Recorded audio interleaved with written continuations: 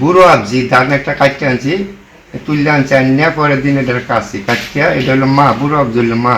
আমি শাক সবজি আবাদ করি, ধান করি, অনেক শাক সবজিতে আমি কিছু কম্পোস্ট করে লইছি, কিছু কম্পোস্টের সুযোগ সুবিধা দিয়েছি বার্ষিক থেকে। তার মধ্যে থেকে হলো কাবন দোলন জরিয়া, এই দুইটা জাত আমি 3 কাঠা জায়গার মধ্যে করছি। লাগায় দেখা যায় যারা সবচেয়ে ভালো ফসল ভালো হয়, হ্যাঁ, ঋতু সহনশীল জাতের যে বীজটা, এটা যারা ভালো হয় এটা আমরা রাখি এবং কৃষকদের মধ্যে বিতরণ করে দিই।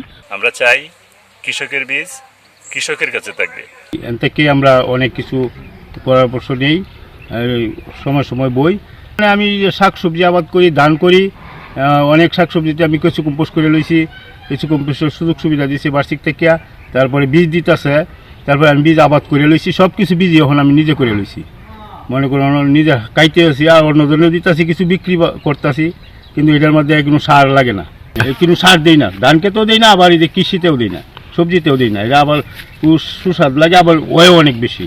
আমি খাইতেছি, বিক্রিও করতেছি, আমার এটা অনেক সারা বছরই আমার তাহে সবজি কোনো অভাব থাকে না আমার। এই জায়গার মধ্যে আমরা 504 জাতের ধান পাই, ধান আছে এই জায়গার মধ্যে। তার মধ্যে থেকে আমি বেশ কয়েকটা জাত নিছি, তার মধ্যে থেকে হলো কাবন দোলন জরিয়া, এই দুইটা জাত আমি 3 কাঠা জায়গার মধ্যে করছি।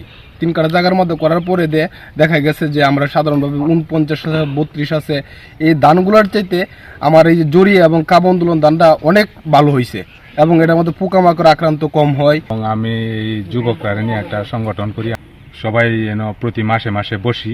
এখান থেকে আমরা এই বিনামূল্যে কিছু বীজ নেই, আবার মারাইয়া আবার এটি ফেরত দিই, এবং স্থানীয় জাতের বীজগুলা যেটি আমরা আদি খালে যেটি হারিয়ে গেছে অনেক বীজগুলা, এই বীজগুলো আমরা এন থেকে পাই, এন থেকে নিয়ে আমরা এটা জাত গবেষণা করিয়া, হ্যাঁ, এক জায়গায় এক জাতের ধান লাগাই দেখা যায় যারা সবচেয়ে ভালো ফসল ভালো হয়, হ্যাঁ, ঋতু সহনশীল জাতের যে বীজটা, এটা যারা ভালো হয় এটা আমরা রাখি এবং কৃষকদের মধ্যে বিতরণ করে দিই।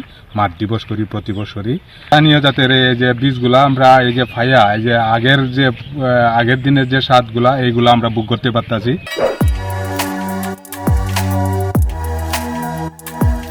তুষাইপাড়া কৃষক সংগঠন আর বার্ষিকের যৌথ উদ্যোগে আসলে এই রামেশ্বরপুর গ্রামে আমন মৌসুমে যে ধানের জাত গবেষণার আজকে মাঠ দিবস।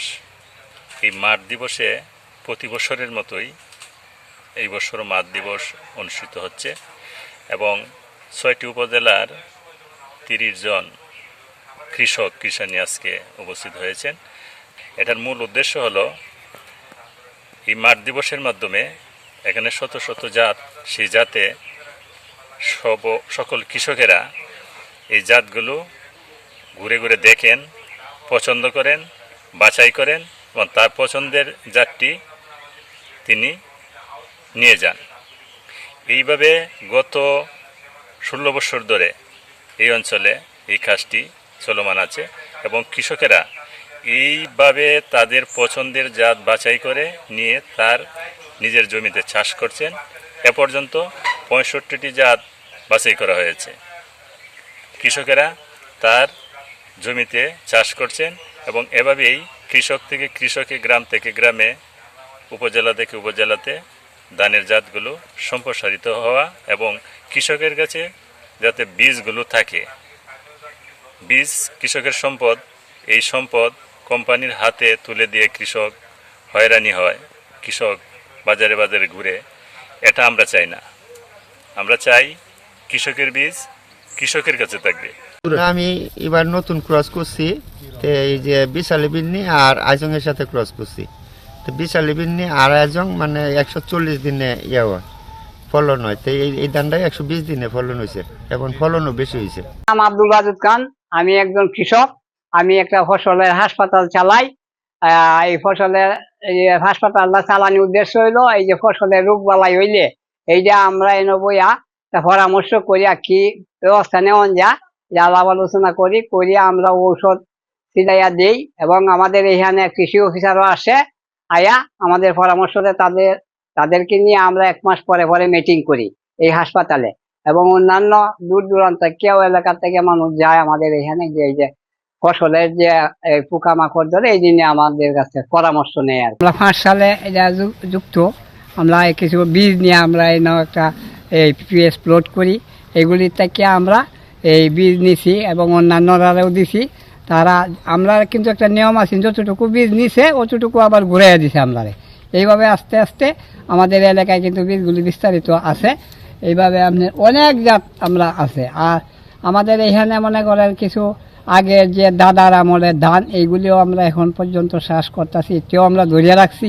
এটা একটু ভালো উদ্যোগ যে আসলে আমরা অনেক সময় কৃষক ভাইদেরকে যখন কোনো একটি জাতের সম্বন্ধে বলি তখন অনেক ক্ষেত্রে হয়তো সেই জাতটির ফলন কীরকম হয়, মাঠে পারফরমেন্স কীরকম থাকে, অনেক ক্ষেত্রে সেই ক্ষেত্রে কৃষকরা বুঝেন না।